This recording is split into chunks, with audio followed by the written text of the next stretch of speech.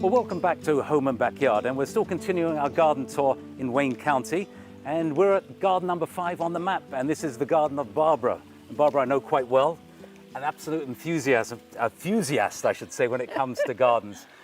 Look at this. You've done a miraculous job on this. So take us back to the beginning. When you moved into this area, what was going on? What you see now actually started with the pond and the stream, done by my husband, all by hand.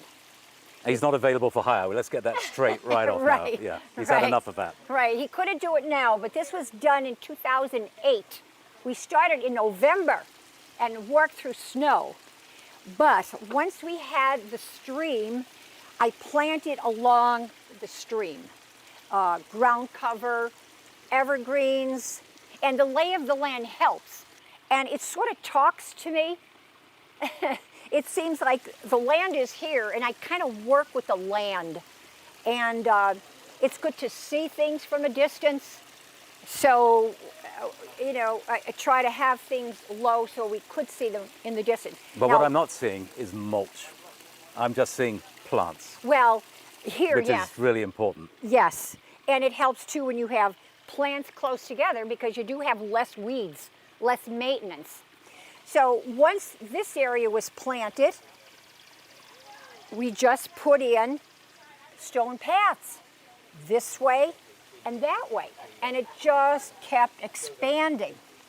All the way out here to my right. Yes. Yeah. Yes. And the nice thing is when you're sitting on the deck looking at, there are little glimpses of grass in the distance. There is something very bright and colorful that draws your attention to go out there. So it's a garden like, we were talking with Michael, a garden that takes you out and wants you to go around by itself. It's doing the leading of you. There's no explanation. It just takes you around there and you see all kinds of wonderful patches. And I have to say, these are some of the healthiest plants I've seen growing in northeast Pennsylvania. I don't know what show me your hands. Are they all green? Green thumb? You probably washed them. Dirt under the fingernails? Yep, that's it. Absolutely beautiful. In order to grow anything, we needed to do some deer fencing. The first deer fencing was rather flimsy. It lasted for a few years, but we did have some break-ins, so we had to get a stronger fencing. And what you're using is like a polypropylene kind of a mesh, which is incredibly strong, or the next strong. generation is. Yeah, it's strong, and you can't see it. I mean, you really can hardly see it. So, and it's inexpensive. And it lasts quite a long time as well. It's stabilized for sunlight, which is important. Yeah, it does. The garden is so beautiful. We should really be looking at some of those vistas you created. Well, Barbara, one thing, I can just imagine somebody sitting at home thinking, oh my goodness, this is way too much. It's far too complex in there. But there's a reason to visit a garden like yours, and that is you can take little vignettes out of your garden and replicate them where you want them. True.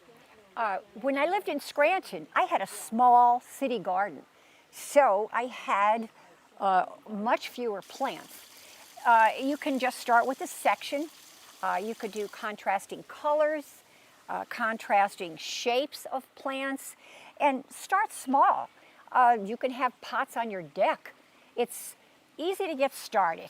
And like me, maybe the gardening will grow on you and you just keep expanding. But you can start small.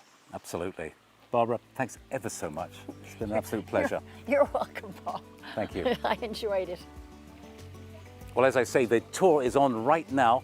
And if you're excited about making the visit, you've got to put on your shoes, fill up your car with gas, and head to the Honesdale Chamber of Commerce.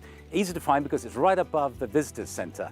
So you pick up a booklet, it's got a map, and you can go and visit, after you've made your donation to charity, of course, you can go and visit some of the 8 gardens that really are truly remarkable.